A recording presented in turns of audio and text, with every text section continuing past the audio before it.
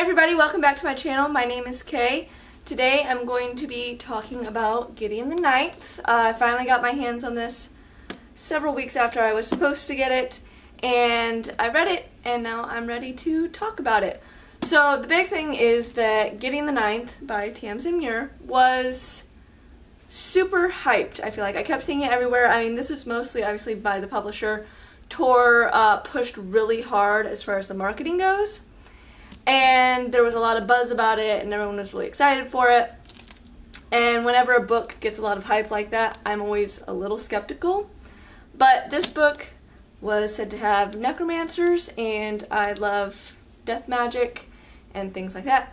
So I still wanted to give it a try because it seemed to be possibly right up my alley, even though I had so much hype around it that I was initially a little skeptical. I decided to go for it anyway. So I'm going to be doing a chatty review, spoiler free at the beginning. I will get into spoilers later, but I'll put the little banner up across the bottom, and let's dive into it. So, Gideon the Ninth, for anybody who doesn't know what it's about, you have Gideon. She is basically an indentured servant, slave, to the House of the Ninth. Each house, they're like noble houses, I guess, sort of, these families. They each have their own planet, so she lives on the 9th planet. They live basically below ground. It's cold, damp, very unpleasant. Most people that live there are very old. There aren't really any young people around. A lot of people, they're all like kind of dying out. The house is dying, that type of thing. All Gideon wants to do is escape this hellhole. She wants to join basically like the army, the armed forces or whatever, to go fight in some ongoing war thing that is never actually explained. And in doing so, she can kind of earn her freedom or whatever and fully escape the Ninth. Obviously, that doesn't happen.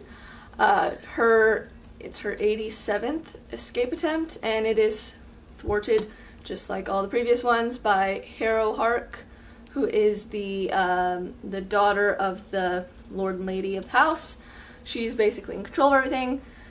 She catches Gideon, she offers her a deal, says, hey, I got basically invited to this thing where I can go from being just, you know, the heir of my house to ascending to this exalted position, whatever, save her house, blah, blah, blah. But she needs a cavalier. And a cavalier is someone who fights with the sword. The one she currently has is not worth anything, and in fact, he flees the planet rather than be her cavalier. So she asks Gideon. Gideon agrees. If Gideon helps her in exchange, she will get basically anything she wants. Money, commission to the army or whatever, anything. So Gideon agrees. They hate each other. They spend most of the book arguing and being snarky and whatever with each other the whole time. Yeah, this book, I feel like it was overhyped. It's definitely uneven. The first half of the book, not a lot happens. They arrive on the planet of the first, and there's pairs from all the other houses, so there's 8 pairs in total. They all arrive there. They're all after the same thing, and that is to become a Leister. The first half of the book, we are with Gideon, who is left completely out of the loop by Harrow, and she just goes around kind of meeting everybody and not talking to anyone because she has made a vow of silence, which is obviously a lie. Harrow just doesn't want her, you know, giving up the game, and, you know, she doesn't know what she's actually doing, because she was never trained to be a cavalier, so Harrow doesn't want anybody knowing that. So Gideon's not allowed to talk to anyone.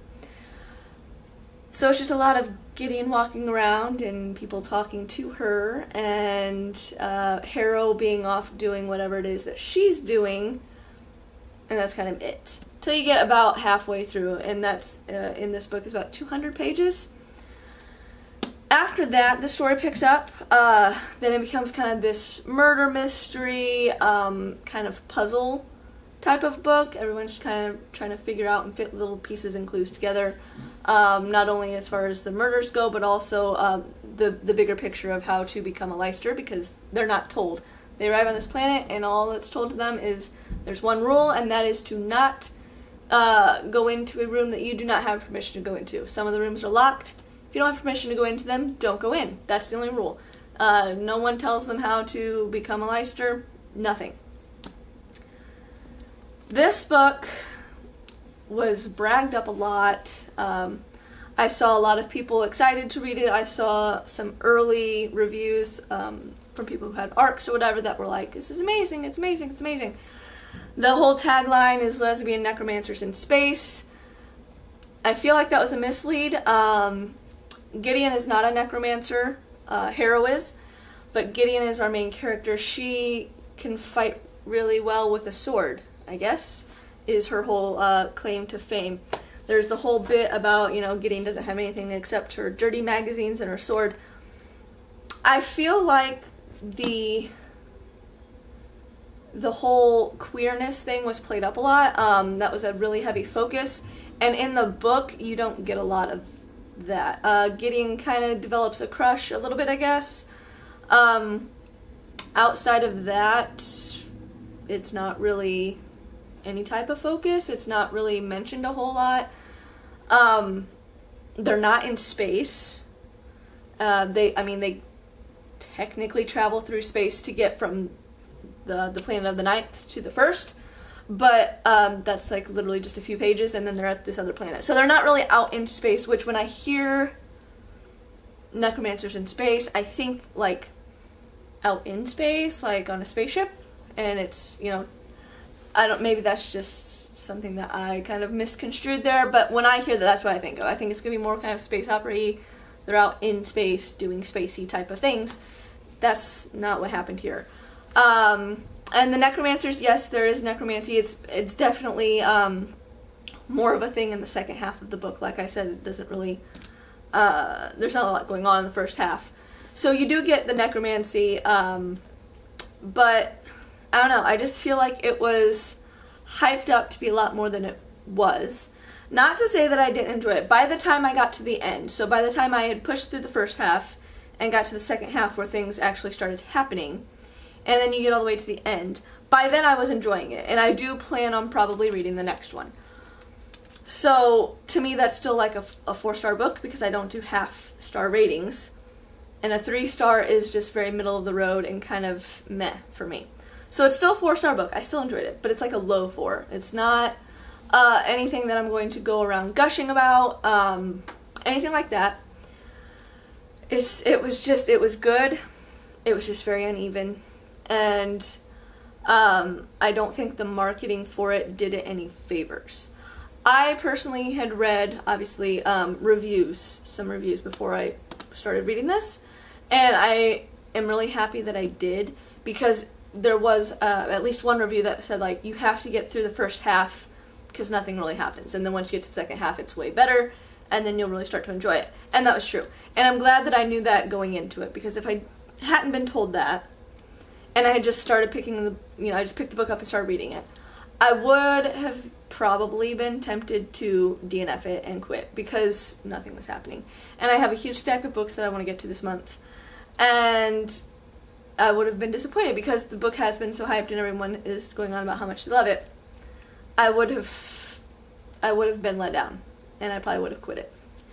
So I do believe that it is helpful to get through the first 200 pages of and then it'll get better. I also feel like this did do a lot of setting you up with questions for what's going on, because like I said, there's like a war or something happening. There's no information about that. I have no idea who they're fighting. Apparently it's not going great, because they need a new Leicester, at least one new Leicester, maybe more, I don't know. So apparently it's not going well, I guess. You're not giving really any information as far as what's going on outside of competing to ascend, basically, because Leicesters are like more or less invincible, I think, and kind of super ultra powerful, and almost, they're not really gods, but they're sort of, because like the leader of their world is called the Necrolord or something. He's been alive for like 1,000 or more years, or something, 10,000, I don't know. he's like the undying, he can't be killed, I don't know, but, and then like all the Lysers are his, like the next tier down, like his ultimate servant people, I don't know, but anyway, you don't get a whole lot about him. There are little tidbits brought up, specifically like about Gideon, that you never really get an answer to, or there's no elaboration on it. It's just kind of like, this is a thing, and it's, no one really knows. Like, nobody knows who Gideon's mom is or where they came from, and that's not addressed. Just, there are some things that are brought up that I'm assuming will be in the next book. I can't imagine that these things would, be made a point to tell you and then just kind of leave them as loose threads to not go anywhere, I'm guessing. But yeah, it was uneven. I have a lot of questions about the bigger world. The house, they go to this house on the planet, and that's basically where all of the book takes place, is in this house, and it's called like the Kanan House, and it's just a big puzzle. That was really cool, the way that was set up. So there's like hidden rooms, and you have to find keys and solve these puzzles and these kind of theorems or whatever to get the keys, and things kind of fit together, and there's like a whole thing. That was very interesting, and once Gideon kind of gets brought into the loop a little bit, then you actually get a sense of what's going on, and then it's really cool. It's kind of this like mystery puzzle thing. And then of course, somebody turns up dead, and it's a whole thing. I just wish we could have cut out part of the beginning to get there. But I do understand that this is not only the first in the series, but I believe it is also a debut novel. So things can be a little bumpy getting started. That's understandable. So I'm not going to say it's a bad book. I'm not going to say that I didn't enjoy it. I didn't enjoy really the beginning. As far as Gideon herself, it's a lot of posturing and just she runs her mouth a lot, so it's a lot of sarcasm and snark and lots of foul language going on. Very early on in the book, it's something about like, suck a dick. Just okay. And at times it can almost feel a little heavy-handed. Not too bad usually, but I could see how it would really irritate people. I typically have a semi-high threshold for that kind of thing.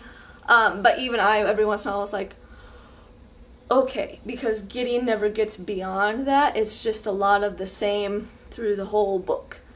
And I would have liked to see, I don't know, her kind of settle down a little bit and not be so kind of aggressive and uncooperative and all of that, which I get. She's like super angry.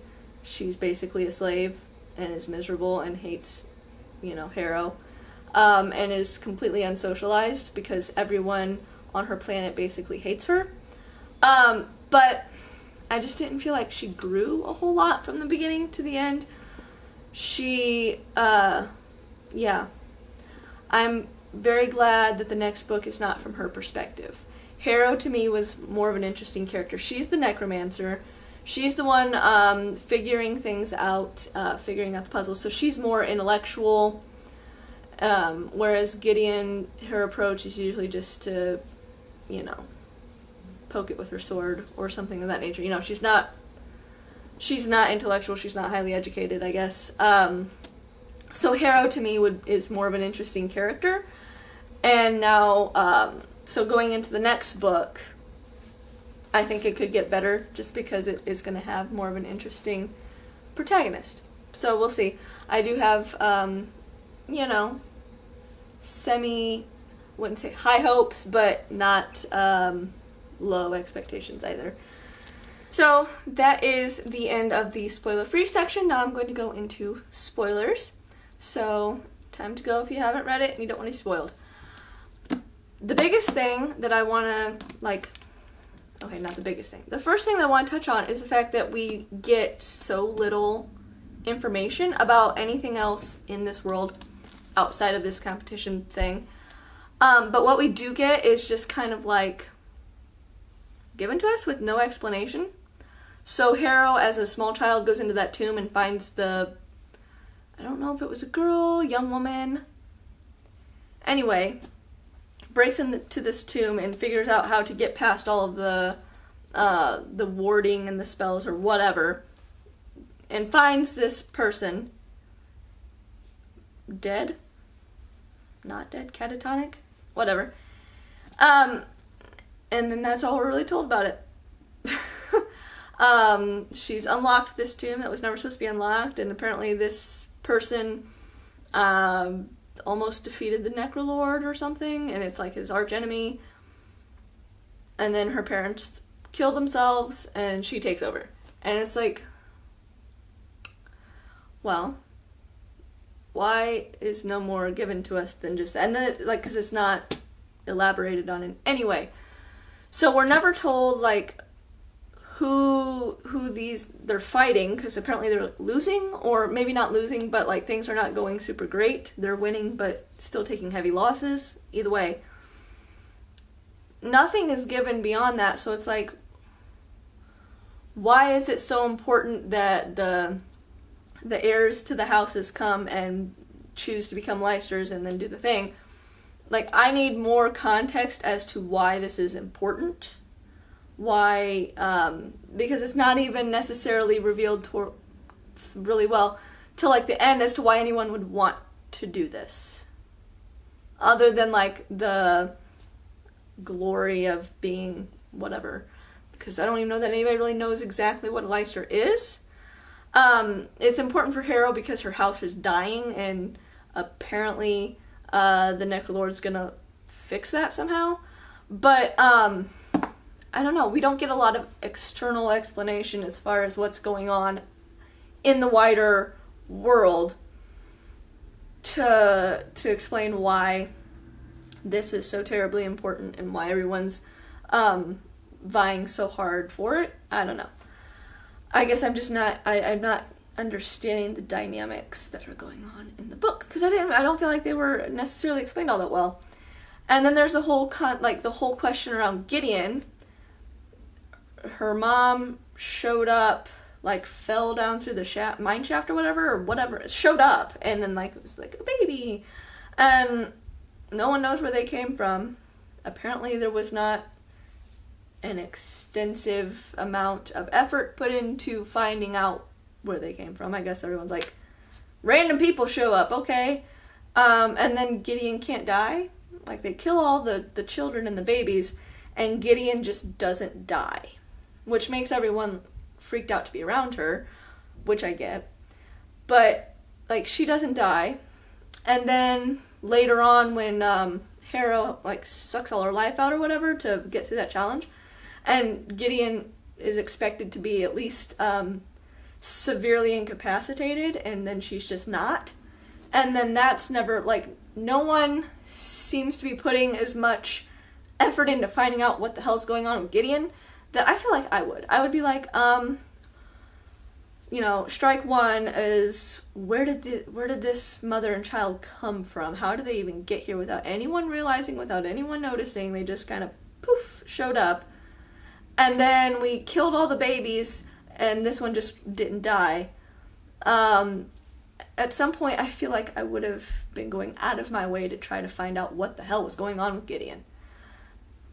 And no one seems to be doing that. And it's not remarked upon, even. Like, I think it's... Sextus is like, oh yeah, you should probably definitely be dead. But you're not. Okay. To me, that's kind of a bigger deal than anyone seems to think it is within the context of the story. And then to think that Gideon killed herself at the end, and then her body just wasn't found, that, I'm calling bullshit. I love characters to die at the end. I love it. As long as the death is earned.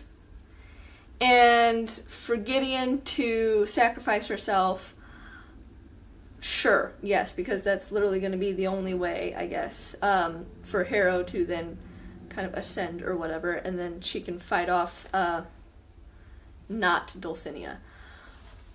So sure. But to think that Gideon just couldn't be killed before, And so now she's definitely dead, despite not having a body.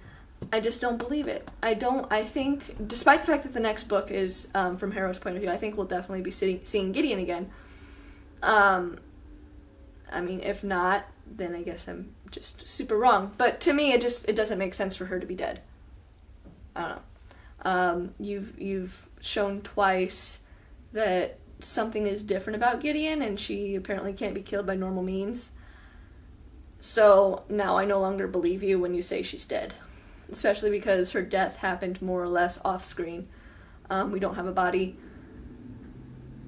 We didn't actually see her die even, really necessarily. I mean, she, like, threw herself onto pointy things, I think. But we didn't actually see her die, so I don't believe it. So I don't think Gideon's dead. I think she'll be back, which means that her death is kind of cheap, and I don't like it. I don't usually care for the whole, oh, the character died, except that they didn't. Haha, gotcha. I mean, it's fine sometimes, but this one I feel like it was just a little too obvious. The whole thing with Dulcinea was very good, though. I didn't think of that because I thought something was up with her because she was just too innocent and, like, kind, like, oh, I'm sick and weak, and I figured there's something more going on there. Obviously, I didn't think that she had been replaced by someone else and that her cavalier had been killed and was basically just a meat puppet. I didn't see that coming, but oh yay, my neighbors. I love them. Anyway, so yeah, I didn't see the whole thing with Dulcinea coming, which is fine because she was kind of a boring character anyway. I mean, she didn't really do anything because she was sick and just was laying around dying. And it didn't make a whole lot of sense for her to be there. Unless she thought that becoming a Lystra would restore her health, which that has been proved wrong, apparently, because that's how the other person whose name I cannot think of, the not Dulcinea, replaces her. Because she was sick when she ascended or whatever, and she just stayed sick forever then. Yay! Yeah, so the little switcheroo thing, though, was good. That was good. Definitely took me by surprise, which I like. I like when things take me by surprise, so that was good. And I did really like that. The big battle at the end was awesome. So you had, like, all of these skeletons and constructs, and Harrow, like, being a badass and using all of the new stuff she learned completing those challenges. She used kind of that knowledge that she had gained to try to defeat these massive bone construct things, and is even making some progress at it a little bit. I mean, obviously she's never going to win because she's trying to battle a full-fledged Lystra, but it was still impressive. So that makes me excited to see, like, what she does now, because now she has so much more power. So now I really want to know, like, what new heights she can reach with her necromancy. I want there to be so much more necromancy in the next book, like, so much more. I do feel like there just wasn't enough in this one. There was a fair amount, but there could have been more. Always more. But yeah, like, the battle scenes were really interesting. I was a little, like, because at one point Gideon, like, bangs up her knee really bad. Like, they get injured, but they continue to fight, and it's like, you should really not be able to stand. Or you should really not be able to hold up that sword because, like, you've sliced through tendons, and, like, no amount of willpower is going to overcome, like, cut tendons and muscles, and, like, you can have all the willpower in the world, you're not overcoming an injury like that. It's not just something like you can suck it up and walk it off. So occasionally I was just like, but aren't you a little too hurt to actually physically be able to do that? Just a thought. I don't know. But the battles were very cool. I thought those were very well written. I did enjoy those parts. There towards the end. The big reveal stuff was fun. Finding out that the murderer was, I can't even remember her name, from the third house. all along. Like, she was the one who killed some of the other competitors, but then the not Dulcinea is the one responsible for the bodies found in the incinerator. Like, there was actually 2 different killers at large. And then you had the servant people that were actually meat puppets the whole time, and then they killed, like, the people from the House of the Second because they were trying to call for help, and, like, this whole big thing. So it got kind of, like, twisty, and that was really neat, because then it's like, oh, this whole time we were actually looking for more than one murderer, and they weren't, not everything was actually connected. Like you probably think, you know, as you're reading through it, you kind of think, like, everything must be connected somehow, so you're trying to find this single thread to tie it all together, and actually it's not. So that was kind of the puzzle part of it was, I think, the best part, trying to figure out all the different little things that were going on. Like, you had the overarching puzzle of how do you become a Leicester, how do all of these challenges come together to form the big answer, and then you have, like, where are all of the challenges in this house. Like, you have to figure out where the locked rooms are, because some of them are very well hidden, and Harrow not realizing that she was going to need Gideon to complete the challenges was a little like, come on, because why else would 2 people be required if you didn't need 2 people to do it? So I think that was a little, I don't know, maybe it was just Harrow being, like, stubborn and trying to do everything herself and, you know, not rely on anybody else, but I feel like that was a little short-sighted of her to not kind of pick up on that, like she was going to need a second person. That was a little bit of a hiccup for me. Like, as I was reading it, I was, the whole time, like, the first half of the book, when Gideon's not doing anything, and I'm like, why is Harrow running off by herself and not involving Gideon at all? It doesn't make sense for Gideon to be there and to not serve a purpose. Like, obviously she's going to have to do something. Her presence has to be required for some sort of reason. So that was my review, and my long review for Gideon the Ninth. And that's all I've got for today. So thanks for sticking around. Like and subscribe down below. If you want, leave a comment if you have read this book, or let me know, you know, if you're really excited to read it, or, you know, whatever. Talk to me about this book down below, and I will see you guys next time. Bye.